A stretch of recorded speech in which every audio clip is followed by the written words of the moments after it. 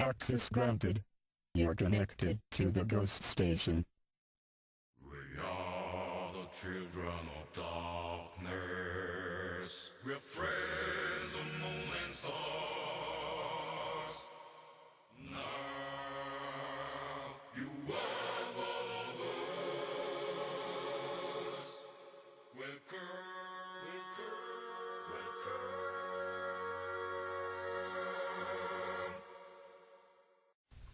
자, 새로 완공된 넥스트의 스튜디오 넥스토리스에서 보내드리고 있는 고스트 스테이션. 이 넥스토리스는 말씀드렸다시피 그 넥스트와 클리토리스의 합성어로서 무슨 뜻인지는 좀 알아서 해석해 주시면 좋겠고, 이 말하자면 영화 감상 시설과 연주 시설과 미디 및 녹음 시설과 두 개의 라디오 부스와 뭐 이런 것들이 완성되어 있는 넥스트의 근거지라고 할 수가 있는데, 이 징크스는 어쩔 수가 없는 것 같아요. 무슨 얘기인지 알죠? 몰라요? 비 왔잖아요. 물 샌다? 어쩔 수가 없습니다. 그래서 예쁘게 방음 시설을 해놓은 라디오 부스에서 지금 옮겨서 휴게실 탁자 위에서 진행하고 있는 고스트 스테이션입니다. 이 허우대만 번지르르 하다라는 얘기가 있는데, 아무리 허우대가 번지르르 해줘도 이 고스트 스테이션의 본질은 어쩔 수가 없는 것 같아요. 이 질은 어쩔 수가 없는 것 같아요. 씨양 정말 입에서 욕 나옵니다. 이 새로 산 드럼 세트 옆에 물이 뚝뚝 떨어지지를 않나, 라디오 진행하는 테이블 위로 물이 떡떡 떨어지지를 않나. 그래서 지금 넥스트의 멤버들과 전 스태프들과 등등이 지금 물을 퍼내고 있는 가운데, 비가 그쳤는데 이게 더 문제라니까요. 막상 비가 올 때보다는 비가 그치고 난 다음에 그 고인물이 빠져나가는 그 과정에서 항상 물이 새고 이러기 때문에, 알다시피 또 지하잔수? 물 겁나 습니다. 제 목소리는 왜 써봤냐면은, 이제 내일 모레 공연 때문에 무리한 연습을 이번에 보컬로 의악 질러주겠다라고 생각했다가 그냥 좆대가 버렸습니다. 목 쉬어가지고. 그렇다고 방송을 안 할 순 없고. 언제부터 네가 목 쉬는데 방송하고 그랬냐고? 이 사람아, 개업 초장인데 그래도 땡땡 까고 그러면 안 돼. 좀만 기다려봐. 땡땡 살벌 까줄게. 어쨌든 레리블레리 방송 또 시작해봅시다. 어제 스응 관련 이야기의 피드백이에요.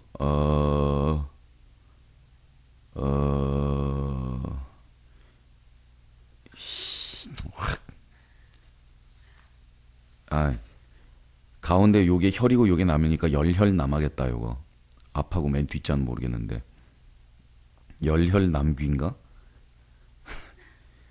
한문 쓰는 사람들 실명 공개형 쳐든가, 아니면 뭔가 중대한 뭐 접속을 차단을 해버린달지, 뭐 이따위 방책을 제가 생각을 하겠습니다. 저의 보복을 두려워하지 않으신다면 계속 이딴 식으로 한번 찌끄려 보세요. 한번. 열혈남아 레지코입니다. 남자의 생명 갑바가 아니라 정력이지. 갑바 키울 시간에는 무조건 뛰어라. 응? 웨이트 한다고 정력이 세지는 건 아니다. 하체 힘을 키워라. 남자의 정력은 바로 하체입니다. 할 때 축구 선수가 오래 버틸까, 아니면 미스터 코리아들이 오래 할까? 당근 축구 선수지. 그리고 더 중요한 건 여자랑 러브러브 할 때 절대 크기가 아니다. 보기 좋은 떡이 먹기도 좋다 뭐 그러지만, 이 크기가 여자를 만족시키는 게 아니라 테크닉에 따라줘야 돼요. 크기를 키우려고 노력하지 말고 테크닉을 연마해라. 그럼요. 이만기 선수가 그러지 않았습니까? 중요한 건 역시 기술이죠. 바로 그런 면을 간파하고 있었기 때문에 지금 교수님도 하고 있는 거 아니겠어요? 특히 중요한 것은 상대의 위크 포인트를 찾아서 집중 공략하는 것이 상대에게 최고의 오르가즘을 느끼게 할 수 있다. 이런 얘기입니다. 근데 말만 이렇게 하는 사람들이 또 실전에 막상 들어갔을 때 혹시 모르지 뭐 얼마나 하려는지. 허벅지 굵은 남자가 대체로 정력도 좋다. 가빠 나온 녀석보다 허벅지 굵은 놈이. 마르코 씨의 리플. 자세히 야구해봐. 어떻게 해야 축구 선수가 되는지. 네오TM 테크닉 강좌 해줘요. 테크닉 강좌. 라. 짧게 해드리겠습니다. 짧게. 그것은 성의와 배려라는 두 글자로 그냥 이야기하는 것이 테크닉입니다. 이 테크닉이라는 게 상대방의 몸을 이 기계로 취급하고 나의 몸을 기계로 취급하여 마치 우리가 전자오락할 때 이렇게 하면 득점 포인트가 올라가지 이딴 식으로 가는 것도 테크닉이 아닙니다. 그리고 또 중요한 거, 정신적인 자산이라든가 도덕성이 가지는 이 현실에서의 힘, 경제력, 군사력 이런 거 말고 이 안 보이는 힘을 다룰 수 있어야 진짜로 그 세상을 관망할 수 있게 되는 거라고 그러는데, 테크닉의 일부로서 혹은 사실은 거의 전부의 배경이 되는 그 힘이 바로 성의 그리고 배려라는 마음입니다. 테크닉의 기반은 마음이거든요. 그러니까 상대방을 기쁘게 해주고 싶다. 그리고 기왕이면 나의 능력에 대해서도 만족을 하고 싶고 나 자신에 대해서도 자부심을 느끼고 싶다. 이 두 가지가 같이 가는 마음이거든요. 근데 이거를 이제 내가 얼마나 잘하는지 의학을 질러주겠다. 푸하하. 라는 마음은 조금 마음 중에서 좀 2등의 마음이 되겠고 1등의 마음은 기왕이면 상대방도 같이 기뻤으면 좋겠다. 이런 마음을 배려하는 것이 첫 번째인데, 우리나라 남성들이 이게 모자라기 때문에 그 연인들 순위에서 세계 남성들 중에서 최하위 등급으로 밀려있는 게 우리나라 남자들이라 그럽니다. 혼자만의 성을 즐기는 그런 측면들이 대단히 강하죠. 니는 잘하냐고요?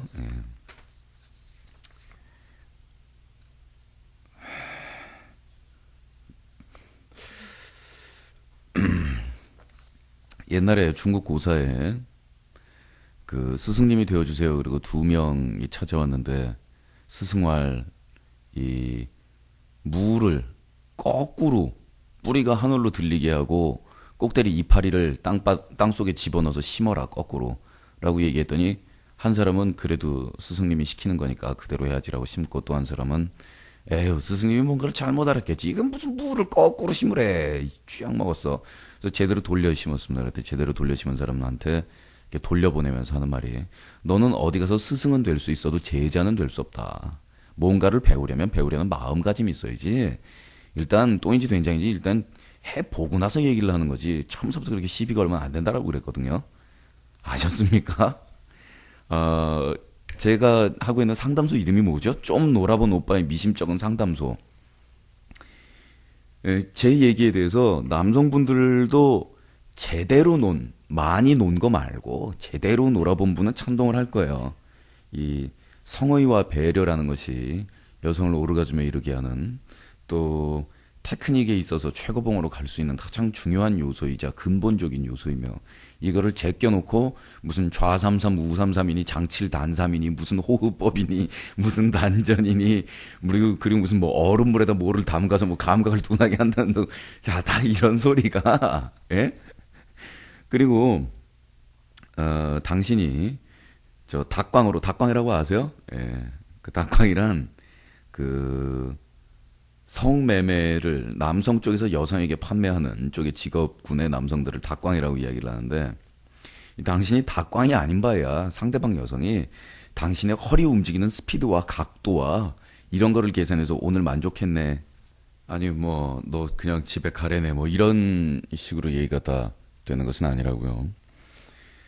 뭐 그리고 사실 여성들 입장에서는 육체와 정신의 동시에 오르가즘에 올라가지 못한다고 하더라도 충분한 어떤 정신적인 이 오라가 주위를 감싸고 있는 그런 분위기라면, 그러면은 너그럽게 나온다고요. 그거를 꼭 무슨 그러니까 사실 그 질 오르가즘을 느끼게 한다라는 것이 이게 무슨 만화책에 나오는 환상에 불과하다라는 그런 이야기를 하는 분들도 많거든요. 특히 여성들 입장에서. 그 여성들이 오르가즘을 느끼고 싶으면 그건 마스터베이션에서나 느끼고, 남자랑 할 때는 사실은 분위기를 더 중시해야 된다, 이런 이야기를 하는 그런 숙달된 선수들도 있죠. 이 방송을 들으시면서 아직 이 성행위의 경험을 안 해보셨다든가 아직 뭐 청소년이라든가 이런 분들, 이런 얘기 다 들어둘만 해요. 나중에 다 이 중요한 이야기니까. 특히나 그 성적인 것에 대한 제대로 된 정보라든가 정말로 중요한 알아야 될 것 같은 그런 분위기를 이 사회적으로 전수받거나 그런 지식에 대한 접촉이 차단된 상태에서 포르노물이라든가 또 그 지식과 주변 배경이 뻔한 이 또래들한테 듣는 성에 대한 어떤 뻥튀기 된 이야기들, 이런 것들만으로 성에 대한 이미지를, 왜곡된 이미지를 구축을 했을 때 막상 나중에 진짜 성의 그 아름다운 세계로 넘어갈 때 장애를 받을 수도 있다고요. 오늘 우리가 한 얘기가 얼마나 중요한 얘기입니까? 섹스에서 중요한 것은 육체의 어떤 진동이라든가 무슨 뭐 물건의 크기라든가 외적인 과시라든가 상대방에 대한 정복, 이런 것이 아니라 상대방에 대한 감사와 배려의 마음과 이런 것이 성에 있어서 가장 중요한 그런 요소가 된다라는 것을, 이 안 놀아본 것들이 외려 또 놀아본 척 하는 것들이 코에 발린 듯이 막 이렇게 잘난 척을 하지만 거다 족가는 소리다라는 얘기거든요. 또 이 얘기를 듣고서 이 노땅들이 뭐? 질? 클리토리스? 오르가즘? 뭐? 이러고서 이제 우리 방송은 유해한 방송이라고 그렇게 얘기를 한단 말이죠. 그런 사람들이 세상에 유해한 거예요, 진짜. 엔트로피 씨가 자꾸 복상사 하니까 베르나르 베르베르의 뇌가 떠오르네. 거기서 사건 제공을 한 인물이 러브러브와 더불어 지나친 쾌락이 죽었다지. 정작 자신의 파트너는 쾌락을 못 느끼는데. 복상서로 죽는 게 최고의 소원인 클럽에 가입해 있었지만서도 멋진 소설이었어. 복상사는 이제 뭐 돌발로 생기는 사고긴 하지만요. 성행위 때 생기는 이 사고 중에서 진짜 또 존나게 웃긴 게 뭐냐면 질경련이라는 게 있어요. 그래서 하다가 쉽게 말하자면은 성기에 쥐가 나는 거라고 생각을 하시면 돼요. 그래가지고 이 경련이 일어나가지고서 근육이 경직돼가지고 이 삽입됐던 성기가 빠지지를 않는 겁니다. 그래서 이 사람들이 어쩔 수 없어가지고 그 119에다 신고를 해요.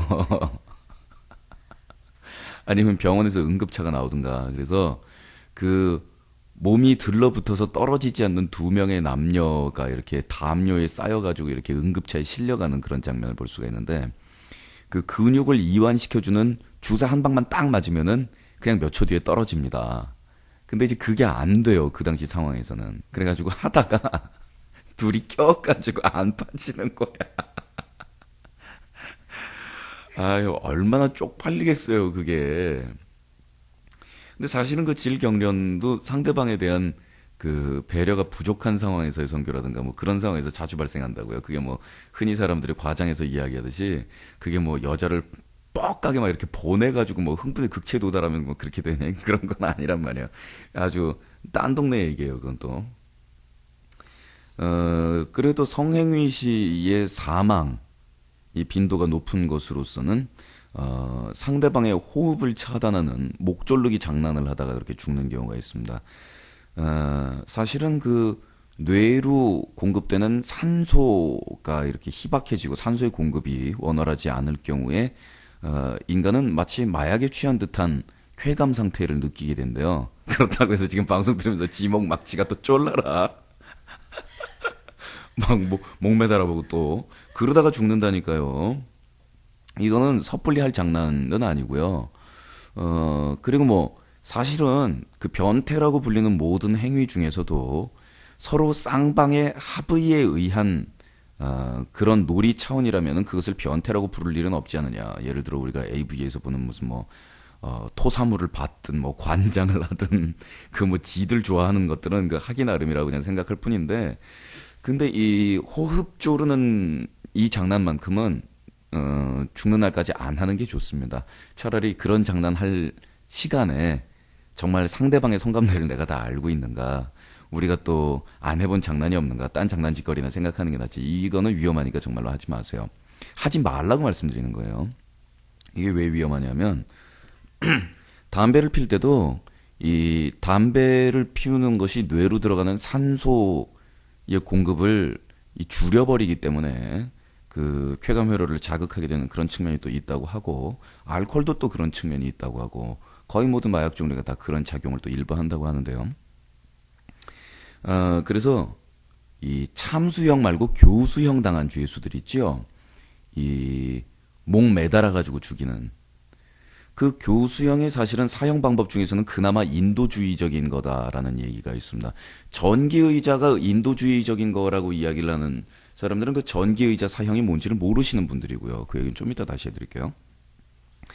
목을 졸라서 사람을 이렇게 죽이면 사람이 죽을 때 그 뇌로 가는 산소가 차단된 상태에서 이제 목이 졸리잖아요. 그럼 처음에는 호흡이 괴롭고 굉장히 괴로운데 목이 졸리고 나면 나중에 몽롱해지면서 쾌감이 상승한다네요. 그래서 교수형 당에서 죽은 그 죄수들의 시체를 수습하다 보면은 남성 같은 경우에 속에다가 사정을 한 그런 경우가 굉장히 많다고 해요. 그래서 이 성교를 하면서 뭐 남성이 여성을 혹은 여성이 남성을 이렇게 목을 조르다가 이게 자기가 숨을 이 완전히 못 쉴 정도가 되면은 그만하라라고 쳐야 되는데 이게 기분이 좋아지니까 그 타이밍을 놓쳐서 스톱해라라는 사인을 못 보내고 상대방 파트너는 얘가 괜찮은가 보다 좋아하나 보다라고 좀 이상하네라고 생각을 했을 때는 벌써 숨이 끊어진 다음인 거죠. 그래서 그런 장난치다가 아깝게 목숨을 잃은 사람 중에 하나가 또 이닉세스의 마이클 허친스잖아요. 그러니까 마이클 허친스가 뭐 겉으로 얘기할 때는 자살한 걸로 되어 있는데 그 자살한 게 아니고요.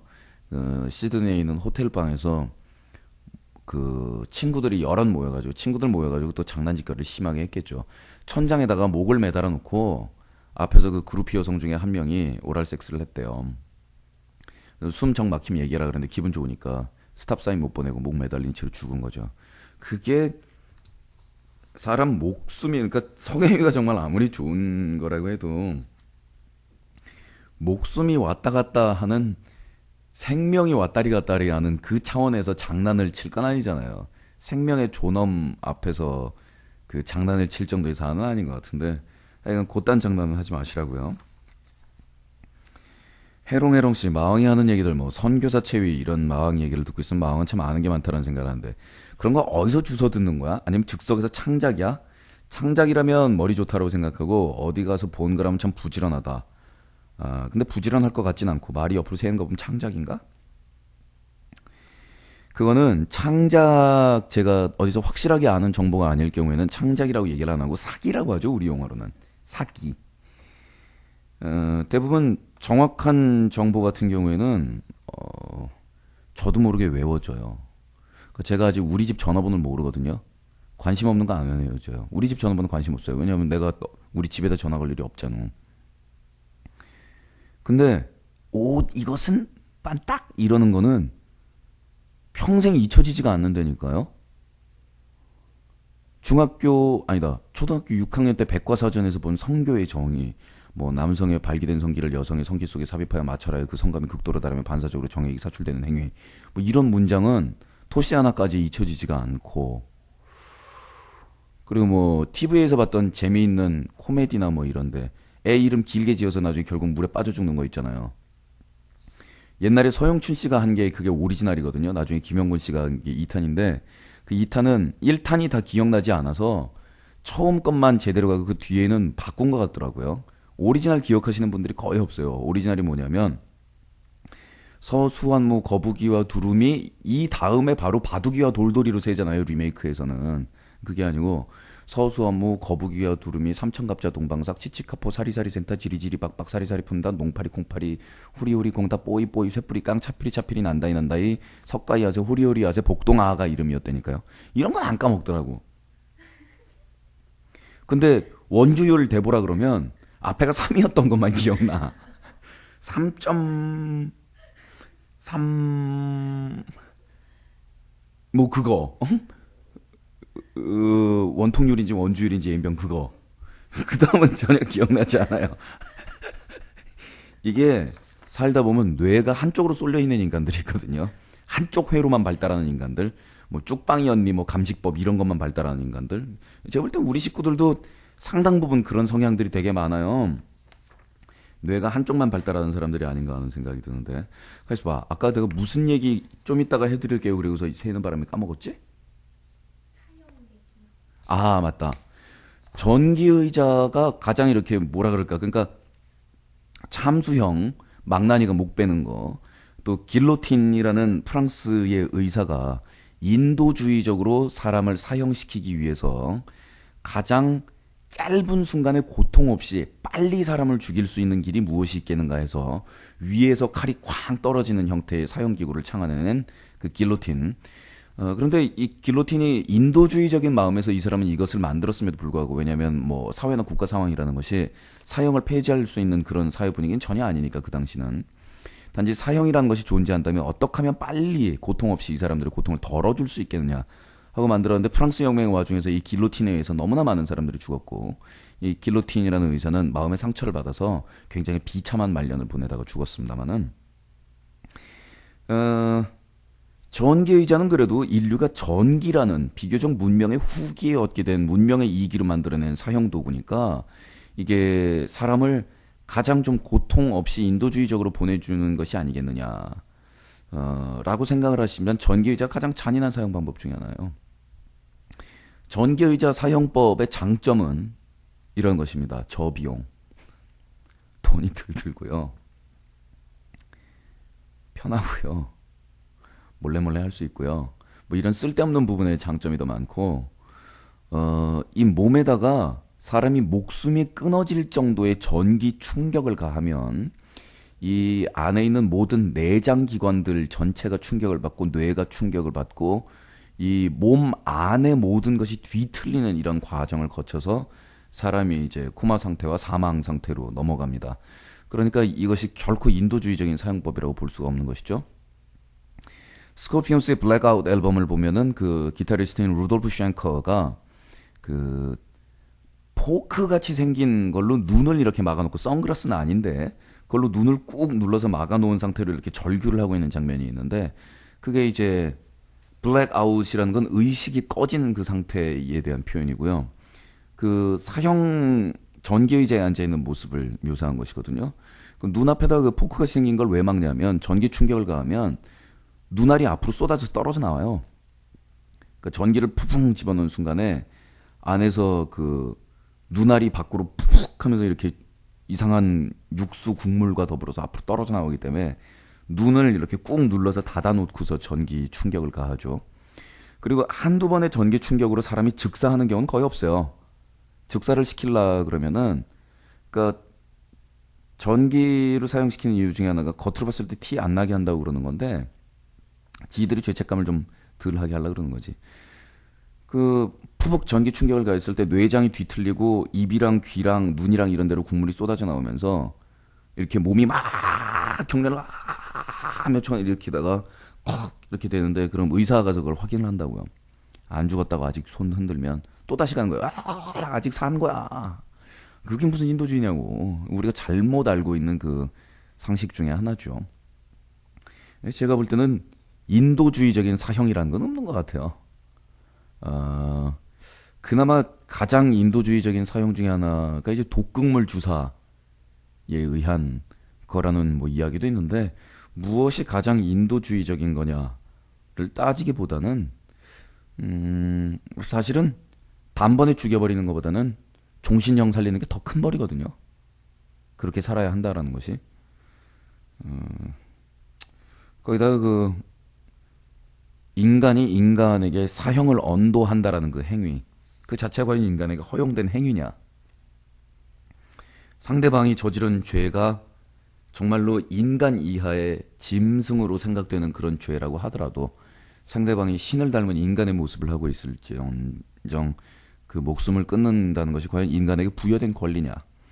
그리고 999명의 극악한 범죄자들을 사형대로 보내는 옳은 판단을 내렸는데, 한 명 정도가 잘못된 오판에 의해서 목숨을 잃었다면, 그 시스템에 의해서 목숨을 잃은 그 한 명의 소중한 생명은 과연 누가 보상을 해줄 것이냐. 그 인간이기 때문에 오류가 있을 수 있다라는 그 판단 때문에 그 사형제도 자체에 대한 어느 것이 더 인도주의적인 방법이냐보다는 그 제도 자체의 정당성에 대한 의구심이 저 같은 경우에는 더 큽니다.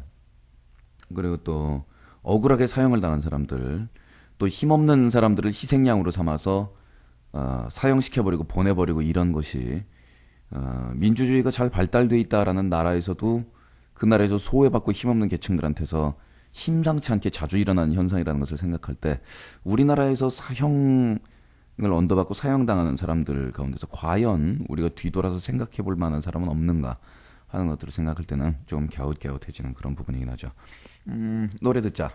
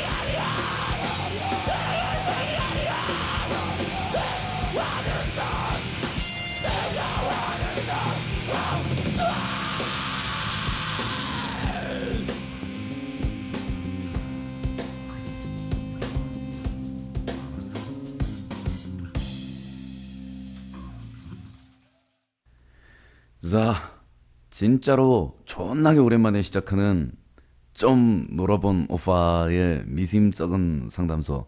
그동안 이 상담에 목이 메어 참 헤매고 있는 우리 가련한 청춘들을 외면한 채 지 꼴리는 짓만 하고 있다가 오늘 간만에 상담소를 열었습니다. 하지만 오늘도 시원한 답이라든가 영양가 있는 얘기가 나온다라는 보장은 여전히 없습니다.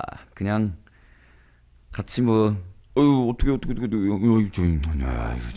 아유 저런 그래를 하자는 거지.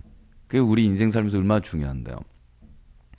나 손가락 베었다라고 이렇게 얘기를 할 때 사실은 요거 하나가 필요한 거지. 무슨 머큐럼을 가져와라, 붕대를 발라라, 애를 응급실에 보내라, 이게 꼭 필요한 건 아닌데 그냥 손가락 쪽쪽 빨면 까질 거야. 괜찮은데 문제는 요 손가락 끝이 다쳐가지고서 요이가 아릴 때 옆에서 저런 어떻게 조심하지 그랬어 뭐 이런 게 없다는 그 쓸쓸함. 참 현대사회로 갈수록 점점 더 어려워지고 이제 뭐 부모님한테도 그런 얘기 듣기 점점 힘들어지고 오히려 딴 누구한테는 이야기할 수 있어도 절대로 부모님한테는 얘기할 수 없는 그런 사연들이 또 대가리들이 크면 생겨나게 되고, 이 인생살이 다 그런 거예요. 38번 홍씨의 자퇴할 수 있게 부모님 설득할 방도를 알려줘. 부모님 속 안 썩이고 매끄럽게 자퇴할 수 없을까? 내가 하고 싶은 것과 대학이라는 곳은 너무 어울리지가 않아. 물론 대학이란 곳에도 내가 하고 싶은 분야에 과가 없는 것은 아니지만 지금 나로서는 전혀 필요성을 느끼지 못하고 있어. 게다가 나는 배우고 싶은 게 한두 가지가 아니라고. 그리고 더 큰 문제점은 우리나라 대학이라는 곳을 가기 싫다는 거야. 취업 양성소 쓰레기 같은 냄새가. 모르겠다. 정말 내가 아직 어른이 안 된 건가? 아니면 고3으로서의 스트레스 때문에 애기같이 앙탈을 부리는 것은 아닐까?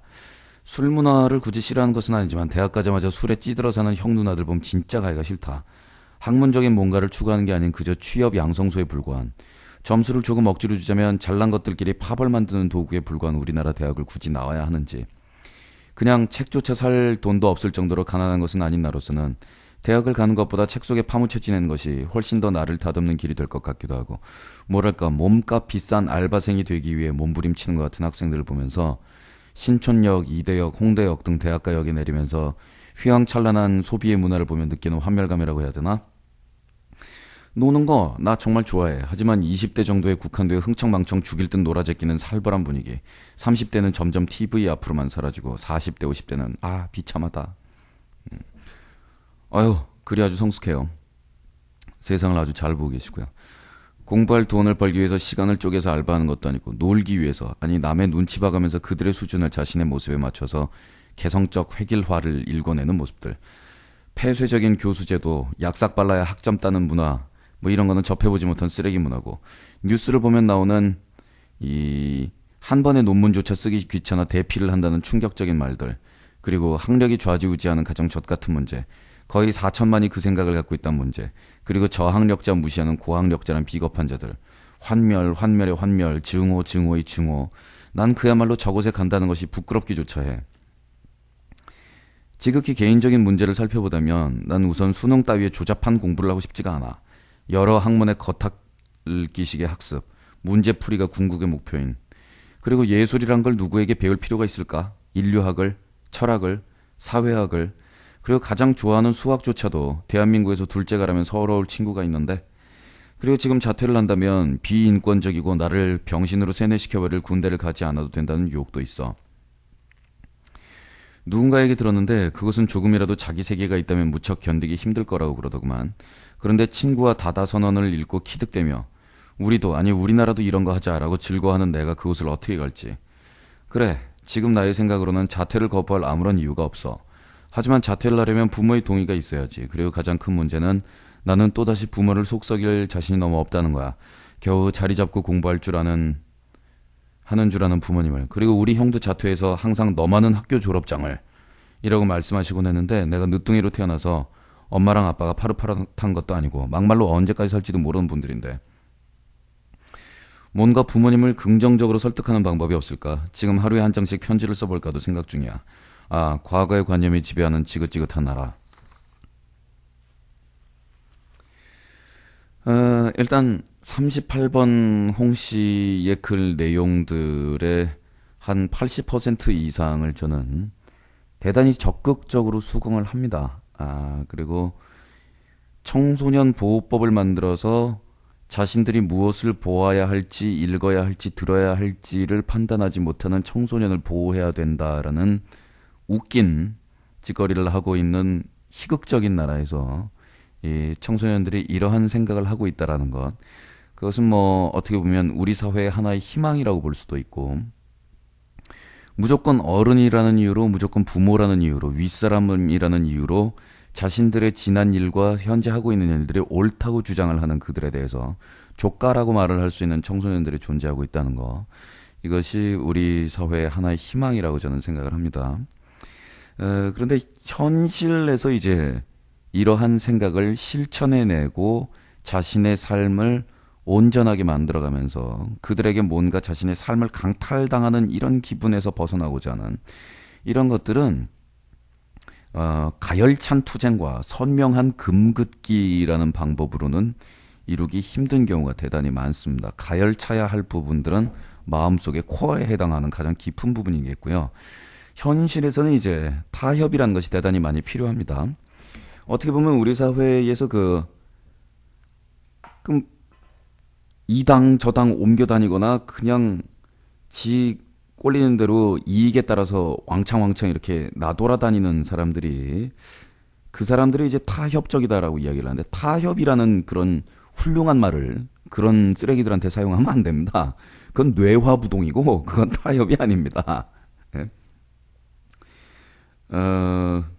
타협이라는 거는 최선의 상황을 선택하고 최선의 결과를 고려하여 희생할 부분 희생하고 양보할 부분 양보하면서 아주 올바른 균형 감각을 잡는 것을 타협이라고 이야기를 하는 거고, 그냥 내키는 대로 가장 이익이 많을 것 같은 부분으로 여기저기 쏠려다니는 건, 다시 말씀드리자면 뇌화부동입니다. 뇌화부동. 뇌화부동이라는 것은 이제 뇌가 화석화되면서 이제 딱딱하게 그렇게 굳어지면은 움직일 수가 없다는 얘기죠. 부동이라는 그런 얘기인가? 그런 것인데요. 자, 그렇다면 38번 홍 씨는 여기에서 이제 어떠한 타협을 해야 올바른 타협을 하는 것일까요? 자, 첫 번째는 어떠한 것이 올바른 타협을 할 것이냐. 두 번째는 그 타협을 함으로 해서 잃는 것과 얻는 것을 계산을 해보고, 그 타협을 통해서 얻어지는 것이 무엇이며, 타협을 통해서도 자신에게 있어서 전혀 바뀌지 않는 부분, 자신이 끝까지 지켜야 할 부분은 변하지 않는 상태에서 타협을 이루어낼 수 있느냐 하는 부분. 또 정 안 돼서 자신의 가장 중요한 부분까지도 변화를 한다면 언제 그것을 회복시킬 것인가라는 그런 타임 스케줄을 세워야만 합니다. 자, 지금 이 38번 홍 씨의 이 공격적이며 또한 뭐 또래 내지는 자신의 윗세대보다도 오히려 정신연령이 자신이 높다라고 이렇게 생각하고 있는, 또 그런 식으로 이 문화 공부를 접해나가고 있는 이 생활 패턴에서 부모님과의 문제가 일단 가장 크게 걸리고 있는 것 같습니다. 그렇죠? 그 이외의 것들은 제가 볼 때는 누가 이렇게 칼로 찌른다 그래도 피 한 방울 안 나올 것 같은 아주 굳건한 태도를 이미 굳히고 있어요, 본인은. 다른 부분들은 전혀 뭐 걱정이 안 됩니다. 대학을 진학을 해서도 그 안에서도 공부하는 사람들은 아직 있습니다. 또 그 안에 대학의 시스템이 가지고 있는 긍정적인 부분이 완전히 없는 것은 아닙니다. 그래서 될 놈은 된다라는 전제하에서 대학 가서 될 놈은 그 안에서 제대로 된 것을 배웁니다. 못 배우는 놈은 뭐 그 안에서 취업 양성소 근처까지도 못 가고 취업 양성소에 필요한 학점도 못 따고 그냥 나옵니다. 저 같은 놈은 그런 거예요. 뭐 그런 겁니다만은 부모님과의 문제, 그러니까 뭐 대학을 진학을 하든 말든 그건 본인이 알아서 하시고요. 알아서 잘 할 겁니다. 타협을 하십시오. 뭐냐면 고교를 졸업하는 것으로, 또 고교를 졸업하고 나서 대학에 진학을 하고 나서 첫 학기를 등록을 하고 나서 휴학을 하는 것으로 타협을 하시던가, 그런 다음에 대학에 진학을 하고 휴학을 하고 3년 내로 자신이 원하는 공부와 자신의 분야에서 어떤 빠방한 그런 것이 아니라 얘가 정말로 이쪽에 뭔가가 될 수도 있겠구나 하는 그런 성과물을 부모님을 보여주겠다라는 쇼부를 치십시오.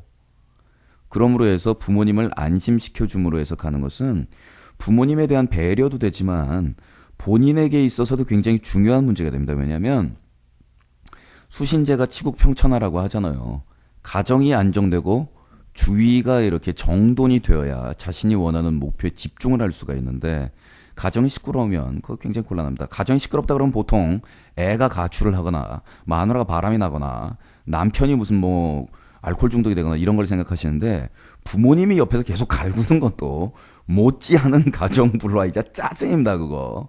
애가 뭐 좀 해보겠다는데 부모님 옆에서 계속 막 이러고서는 너만은 학교를 좀 해라. 부모님 가운데서는 정말로 패닉 상태에 이르러서 아이에게 스트레스와 신경질을 퍼붓는 부모님도 있고, 또 이 부모님 세대를 생각해보면 한편으로 대단히 안 된 것이 이 낙오에 대한 공포와 남들에게 뭔가 떳떳한 뭔가를 보여야 된다라는 그런 허영과 이런 폭발적인 세례와 세뇌를 받으면서 세상을 산 분들이기 때문에 쉽게 설득이 되지가 않습니다. 돌아가시는 날까지 차근차근 설득을 해야 되는데 지금 현재 상태에서는 그래서 스무스한 소프트 랜딩으로 갈 수 있는 그런 방법이 있다면 정면 충돌을 통해서 지금 당장 혈기가 한참 솟아오르고 있을 때 당장 중퇴를 하고 대학에 대해서 족가라라고 선언을 하고 부모님이 나의 그런 모습을 인정해주고 그냥 레쓰고 달리고 싶다라는 그 혈기는 제가 정말로 100%까지는 모르겠어요. 남이니까 99%는 인정합니다. 제가 그랬으니까 정말로 인정을 합니다만은 군사 전술에서도요. 직접 충돌을 통한 직접 접촉 전술이 있고 간접적인 전술이 있습니다. 그런데 뛰어난 전략가들에게 있어서 항상 우선이 되고 있는 것은 간접 전술입니다.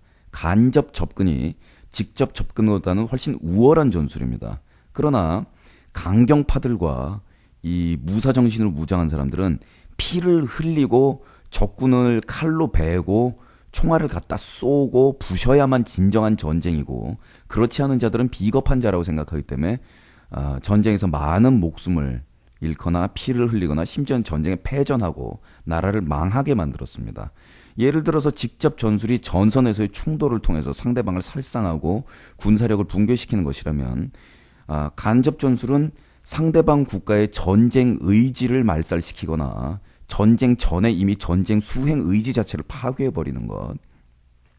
이런 것들이 간접 전술에서 중요해집니다. 자, 지금 38번 홍 씨의 이 세상을 향한 혼자만의 전쟁. 참 멋진 거를 해나가고 있는 건데 이 전쟁에 있어서 직접적인 충돌로 싸워서 이기고 칼을 휘두르면서 우어 하고 한번 하늘을 향해서 포효를 해보겠다라는 거는 전자오락을 너무 많이 해서 그런 정서가 들어가게 되는 겁니다. 예? 그거는 이제 게임을 너무 많이 하신 것 같고 자 여기서 간접적인 전술 주위에 스트레스가 될 만한 것 자신의 행보가 방해가 될 만한 것들을 타협을 통해서 밀어넣으시면서 앞으로 자기가 할 수 있는 목표를 설정해서 빨리빨리 앞으로 나가라는 겁니다. 만일 부모님과 그런 트러블을 때문에 한 1년 이상 고민을 하게 된다면 여기서 1년이 날아갑니다. 그러니까 부모님을 자신의 의지를 강요함으로 해서 또 이 세상에 대해서 많이 처진 아직도 꼬진 생각을 가지고 있는 이런 부모님하고 나하고는 수준이 안 맞는다라는 생각을 하지 마시고 또 살다 보면 뼈 아픈 그런 때가 있습니다. 그렇게 수준 처지고 세상에 대해서 모르는 것 같은 그 부모님의 지금까지 고생고생 생활에서 나온 그 땀과 눈물방울 모인 그 말 중에 정말 딴 건 몰라도 요거 하나는 진짜였구나 하는 것들을 얼마 되지 않아서 또 느끼게 되고 그분들을 나름대로 또 존중하게 되실 겁니다. 간접적인 방법을 통해서 타협하시고 목표를 향해서 속도를 올리고 전진하십시오. 대부분 가열찬 투쟁만이 진짜 투쟁이며 타협과 이런 변절을 통해서 목표를 추구하는 자들은 쓰레기다라고 이야기하는 사람들이 가장 빨리 배신하거나 늦게 배신해도 가장 확실하게 배신하고 그렇게 흑백 논리로 입체적인 사고를 하지 못한 사람들은 나중에 자신들이 자신의 말을 배신하거나 자신의 신념을 배신하거나 혹은 자신의 지나온 과거와 뭐 이런 것들에 대해서 환멸을 던지고 자신의 옛 모습에 대해서 비웃음을 던지는 자들은 대부분 지나치게 가열참을 주장하는 자들입니다.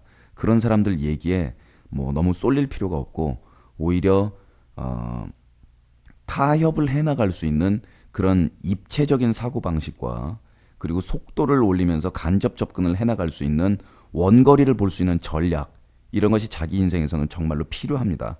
문제는 목표를 향해서 전진하는 것이지 어떤 방식을 통해서 전진할 것인가라는 것은 그다지 중요한 게 아닙니다. 자기 정체성을 파괴할 정도로 변절을 통한 방식만 아니라면 타협하세요. 그리고 부모님을 한 번이라도 존중하려는 생각을 해보시고 같이 힘을 합하세요. 그리고 부모님을 그렇게 사이드로 밀어놓고 니들은 몰라라고 이야기를 하기 때문에 그렇기 때문에 문제가 생기는데 오히려 적극적인 방식은 부모님을 참모진에 임명합니다 해서 임명하십시오. 그리고 자 자퇴를 할 거냐 대학을 갈 거냐 자 이런 공부를 해야 되는데 이렇게 해서 대박이 나야 되는데 내가 내 인생에서 하고 고민을 하면서 부모님한테 숙제를 주세요. 자식을 위해서 같이 아이디어를 내고 같이 뛰게 하고 그럴 경우에 극단적인 얘기지만 내 새끼는 아무래도 자퇴를 해야 뜰 것 같아 라든가 이런 얘기가 사실 나올 수도 있는 겁니다. 그런데 계속 밀어놓고 니들은 몰라라는 식으로 부모를 몰아치면 자신들의 방법이 옳고 너는 철이 없다라는 말밖에는 도저히 할 입장이 그거밖에 안 돼요. 그런 식으로 입장 몰아세우는 겁니다. 몰아세우지 마시고 참모로 활용하십시오. 잘 됐으면 좋겠네요. 난 아직 독립될 준비가 되지 않았어. 코스메틱 걸 마녀요. 나 집에서 쫓겨났어. 어떻게 살지? 아주 정반대 고민이네요. 나 혼자 살아갈 준비가 전혀 되지 않았어. 왜냐고? 그건 나도 모르지. 살 집은 아빠가 구해줬지. 하지만 혼자 살기 싫어. 무셔. 예전엔 말이지 허구한 날 사고만 치니까 집에서 나가고 싶었어. 근데 지금 좀에 맘 잡고 살아볼라 하니까 집에서 쫓겨났어. 나 어째? 내 친구들은 독립해서 좋겠다고 하지만 난 싫어. 이제 큰일이야. 사실 내가 집에서 쫓겨난 이유는 얼마 전에 헤어진 남친이 우리 집에 와서 난리를 피웠어. 그래서 우리 아빠가 열이 받아서 하여튼 그 후로 그 개자식이 우리 집에 쳐들어와서 깽판 친 게 몇 번 됐어. 더 이상 안 되겠다 생각한 우리 아빠는 그 자식을 경찰에 신고하고 날 집에서 내쫓아버린 거야. 마항아 어떻게 해? 나 좀 살려줘. 집으로 들어가는 방법 좀 알려줘. 우리 아빠는 내가 벨만 눌러도 대문을 열어주지 않아. 그렇다고 다 큰 처자가 담을 넘을 순 없잖아. 식구들아 방법 좀 알면 리플 좀 달어. 그 개자식을 불러들여서 동거를 하십시오. 그러면 아빠가 열이 받아서 너 이년 당장 집으로 들어오지 못해. 손모가지 발모가지 부러뜨려버리기 전에 집으로 당장 들어와 라고 이렇게 거품을 무실 겁니다. 그러니까 그 개자식을 살살 꼬셔가지고 내일부터 당장 동거를 들어가십시오. 아버지가 먼저 들어오라고 난리를 치실 겁니다. 좋죠?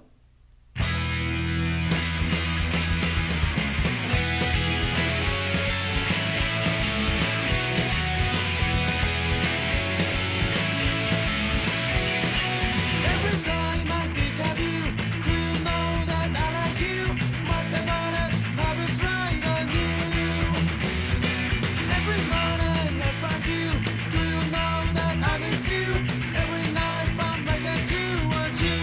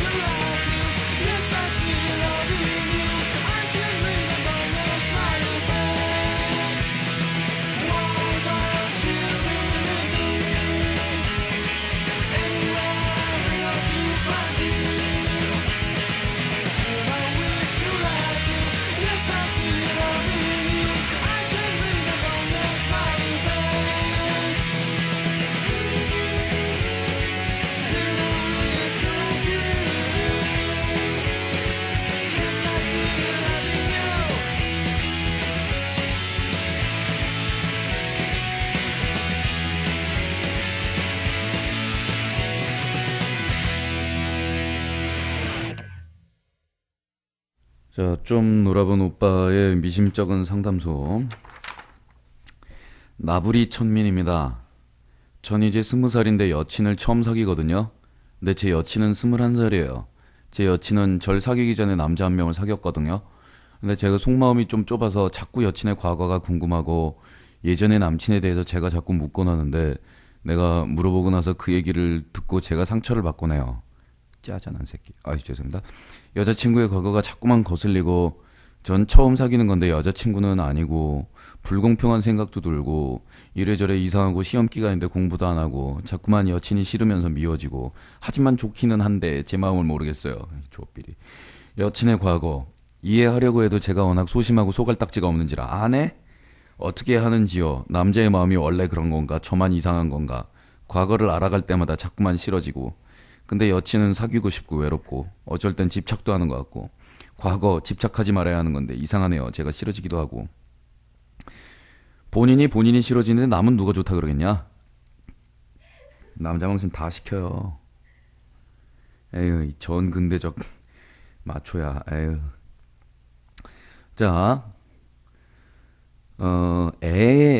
어린아이를 하나 기르는 것, 고양이를 한 마리 기르는 것, 이성 친구, 애인이나 아내를 갖는 것. 어떤 것이 가장 힘들까요? 자, 순위 매겨보세요.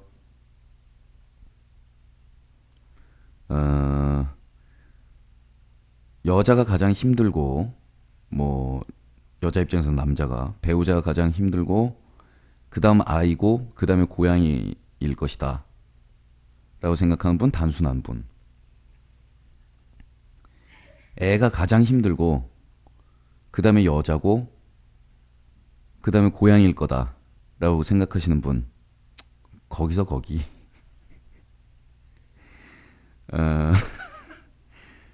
애를 기르는 게 가장 힘들 것이고, 그 다음이 고양이고, 여자친구가 제일 쉬울 것이다. 라고 생각하는 분. 바보. 답이 뭐냐고요? 그럼 내가 어떻게 알아? 애를 안 낳았는데.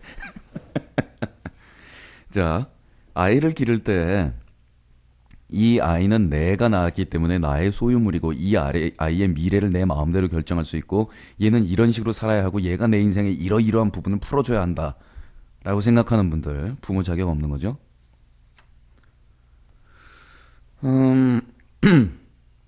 고양이를 기르면서 이 고양이는 내 고양이고 얘를 내가 밥을 주고 내가 집에 같이 살기 때문에 내가 안아줄 땐 좀 나한테 이렇게 앵겨 있어야 하는 것이 아니냐. 근데 고양이가 난 지금 혼자 앉아있고 싶걸랑? 이라고 얘기할 때 그걸 못 보겠다는 분. 고양이 한 마리를 포용할 수 없는 마음으로 이성을 사귈 수 있다고 믿는 분들. 고양이 한 마리를 포용할 수 없는 그 소갈딱지로 결혼을 할 수 있고 애를 낳을 수 있다고 믿는 분들. 어떻게 보면 고양이를 한 마리 기를 수 있다면 배우자도 생길 수 있고 아이도 낳을 수 있는 그런 길이 열립니다. 왜냐하면 고양이는 내 마음대로 되지 않는 동물이라는 것, 그리고 상대방을 내 마음대로 할 수는 없다라는 것을 깨닫게 해주는 그런 동물이기 때문에 대단히 위대한 동물이거든요. 여자친구는 내가 첫 남자가 아닌데 나는 그 여자가 첫 여자다. 그래서 억울한 생각이 든다. 가서 어디 가서 딴 여자 하고 와. 그럼 둘 억울하겠네. 숫자제? 좀 계산기 들고서 뭐 따지는 거야? 일단 계산을 하고 따지고 누가 손해냐 아니냐라는 그 마음을 가지고 있다는 것 자체가 여자친구를 가질 자격이 없는 겁니다. 그런 식으로 인간관계가 유지될 수가 없어요. 그리고 내가 첫 남자였으면 좋겠다라는 것은 내가 그녀의 전부였으면 좋겠다라는 그것이고 다른 잡그림들이 좀 없었으면 좋겠다라는 그런 뜻인데 그는 인간이라는 것 자체를 너무 모르시고 하는 이야기인데요. 내가 상대방의 전부가 되는 방법은 그렇게 두 가지가 있습니다. 첫째는 처녀인, 남자친구를 전혀 만나보지 않은 여자를 만나서 첫 남자가 되고 니들 표현대로 하면 먹는 거겠지.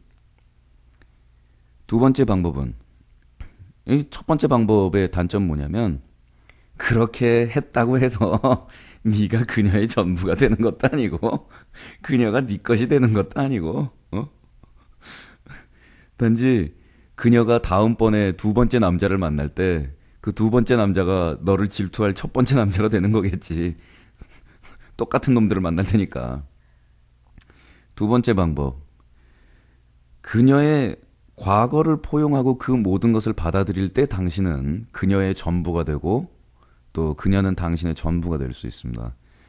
상대방을 사랑한다라는 것은 그 상대방을 구성하고 있는 모든 요소를 사랑하고 또 받아들이고 용납한다라는 것을 뜻하는데 이 자리에 지금 영숙이가 있다면 영숙이의 구성 요소는 영숙이의 이 3차원 세계에 존재하고 있는 기본 토대인 근육과 뼈와 혈관과 몸 안의 수분과 이런 물리적인 요소 그리고 뇌 안에 들어있는 영숙이의 사고방식과 생각 그리고 나를 만나기까지 지금까지 영숙이를 구성했던 과거에 일어났던 모든 사건들 출생부터 시작해서 뭐 유치원 때 남자의 두들겨 패서 뭐 울린 사건부터 시작해서 뭐 옛날에 남자를 만난지 어쨌는지 뭐 이런 과거의 모든 구성 요소들이 이 영숙이라는 한 사람을 구성합니다.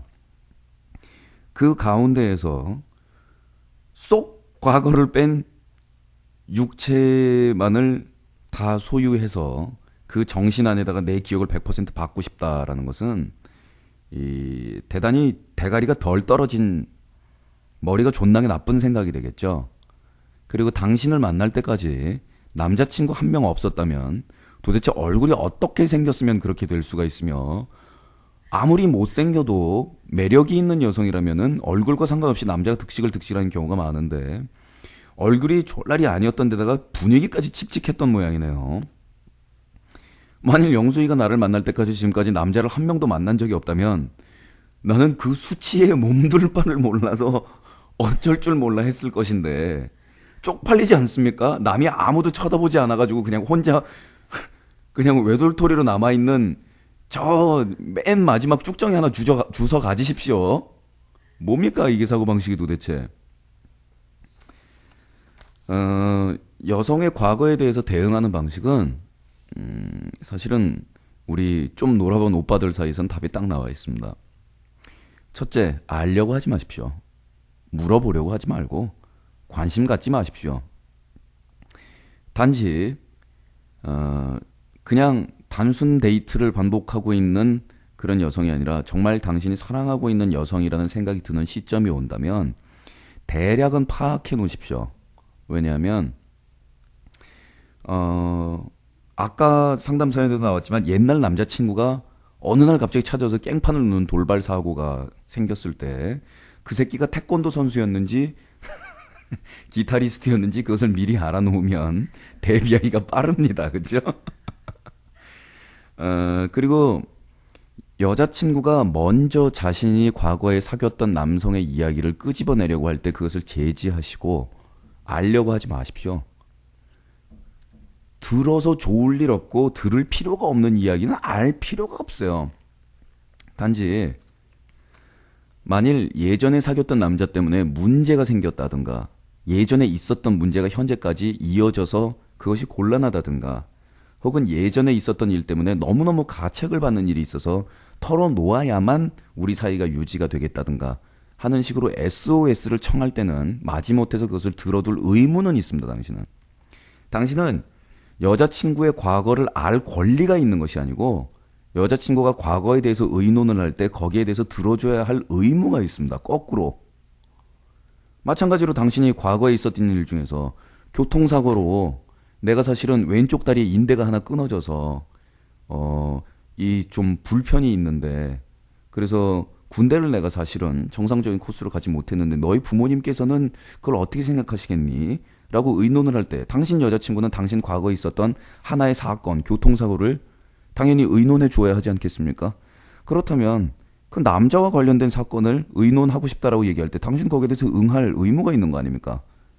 교통사고나 남자를 만났던 거나 무슨 장학 퀴즈 나가서 상 받았던 거나 똑같은 과거의 사건 중에 하나란 말입니다. 그냥 그 마음을 못 먹겠으면 상대방 여성의 전부가 되겠다라는 그런 환상을 버리시라고요. 방송 시간이 넘어버렸네요. 끝곡은 없고요. 방송 끝!